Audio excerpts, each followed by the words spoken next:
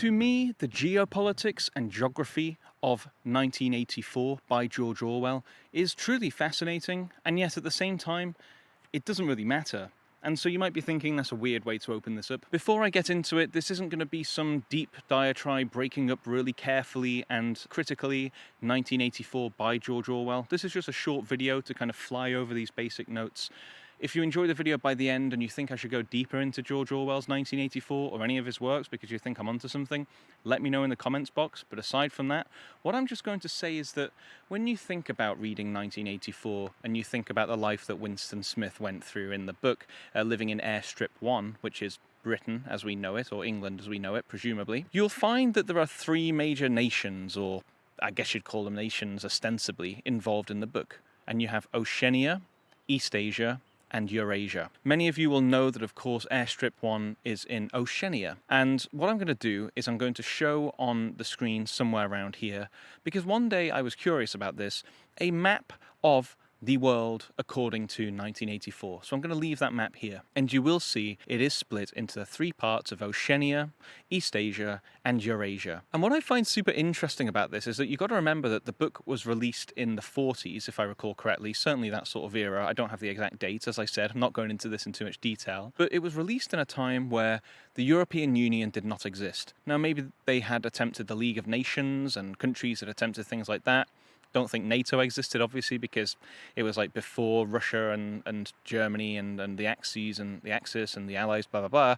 It's kind of around before or during that area. It's really interesting to look at the map and see what these three places represent. So Eastasia, if I recall correctly, represents like China, but growing larger and larger. And I don't know if it literally absorbs like Japan and Korea and things like that. It might do. It's all an approximation, because I don't think the book goes into specific detail, and I don't think George Orwell did go into specific detail. But Eastasia is shown to be like the East Asian continent and landmass growing, right? And you could see today that the Chinese Communist Party is trying to take places like Nepal and Tibet, fighting with various things on the border of India. And obviously, you know what's happening to the Uyghurs in the east of China, or, you know, Central Asian steppe kind of thing. So you've got that. But then you also have the relationship between Eurasia and Oceania. And I remember when I first looked at this map, it was before Brexit had happened. And I think it was even before Brexit was really a thing I was thinking about. When you look at the map, you can see that the colours between the area of the British Isles and the colours of the continent of Europe are completely different. And that struck as strange to me. I always thought, hang on, like, I see us as European, or a landmass, like an island landmass in Europe, right? But actually, England and the British Isles were coloured as Oceania. And they were associated with America and Canada and Australia and stuff like that. It really strikes me as I think about it over time, and it of course struck me, is that George Orwell was talking about Oceania from the context of the Anglo people, the Anglo-Saxon people, and the way that our peoples spread across the world and captured what we would refer to, I suppose, as the Commonwealth. But also, when you kind of look at that map in that kind of way and you kind of isolate it without that thinking of the Anglosphere, you think, did George Orwell predict Brexit? And I don't think he did. I don't think he could predict Brexit if he couldn't predict the EU. But he might have talked about the ever closer union as an idea of stopping further wars. As I said, this video doesn't go into much detail. But I just wanted to say that quickly, is that it's not that George Orwell kind of predicted Brexit, but it's more that he was, at his time, the Anglosphere was a much more real thing, and he was still living in the coattails of the British Empire, and of course he will have lived through when the British Empire was a thing, which is not today.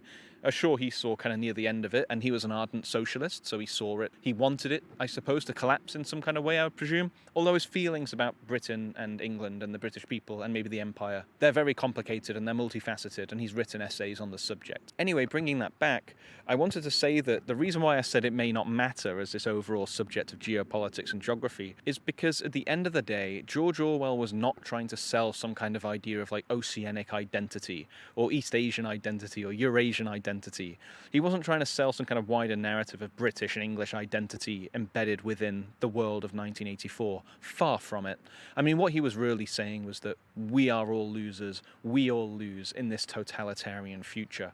Because think of one of the major things. You might have seen people, if you end up in these kind of discussions or debates, if someone talks about something to do with like the news media saying one thing about an aspect of the present and then switching it quickly, sometimes people will say in quite a sardonic, sarcastic way, we were always at war with East Asia, or we were always at war with Eurasia. And that's because in 1984, there's the iconic scene where Winston Smith attends a sort of a rally or a march or something with all the people in the streets, and they're shouting, I can't remember which way round it is, but they're shouting like, oh, to Eurasia, Eurasia is our enemy.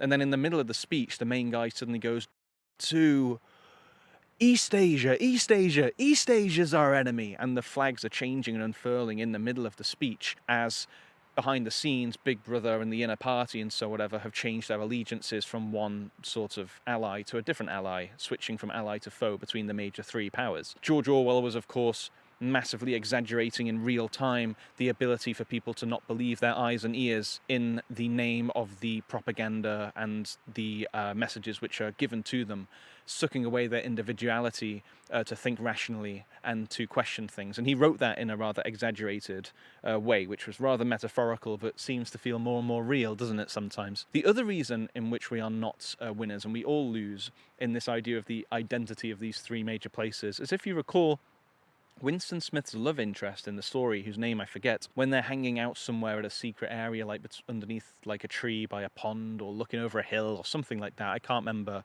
they're discussing the Great War, which they're always rationing for and things like that. And she even says, I don't even think there's a war. I don't even think the war's real. I just think it's something to keep us controlled.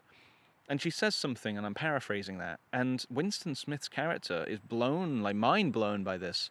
He's like, you know what? I never considered there might be no war whatsoever. And, that's because they don't go out onto the front lines. They don't fight. They just get these messages through them. And the way that the woman in the story and Winston Smith are kind of illustrated is that they're both able to imbibe in each other or share with each other the ways in which they know the world around them is fake. And that's just her interpretation, is that things are so fake that, or things are so authoritarian, fake and controlled, that I don't even think the war's real. I think it's just the controllers. So when I say nobody wins, in the Geopolitics and Geography of 1984, it's all a race to the bottom. But I hope you all kind of learned something about that wider thinking about how George Orwell was around at the time, kind of seeing Oceania as a representation of the Commonwealth and things like that. It's just a fun little tidbit which I turned into a wider way of being able to comment on some wider themes of 1984 and maybe things you might even think of today that are happening, and do you connect that to that book? You've got to read 1984. The film is not enough. You have to read the book. And one day I think I will break it down in some astonishing quality and depth and things like that, but I don't really know. I'm just making these videos pretty quick and easy right now. This was a quick Wren, just where I get my microphone and my camera and I just start shooting. If you like that video and you like the kind of things that I'm talking about, the things that I'm thinking about, just that kind of general discussion, ethics, philosophy, literary criticism, politics, whatever, I do have a Discord channel. If you'd like to come join us, you'll get to talk to me once in a while when I jump on and I'm doing some editing and chatting with people. I'm on there fairly often, maybe, once or twice a day or something, or once every 2 days. We have a gang there already, so you'll be warmly welcomed by people who are like-minded. I do take a little bit of donation if you just like these videos and you want to drop me like literally £1 or $1 or something. Like, I'm not asking for the world. It's just, if you want to drop me a little bit of money just to help with these productions and you liked it, you just want to let me know, that's cool. I have a Gumroad where you can drop a tip, like a minimum of £1 or something. And I do have a Bitcoin address, so I'll put the QR code on the screen. But the point is that everything is in the description below. And if you like the videos, stick around. Thank you very much for watching, everybody. As I said, this has been a quick Wren. Have a great rest of your day.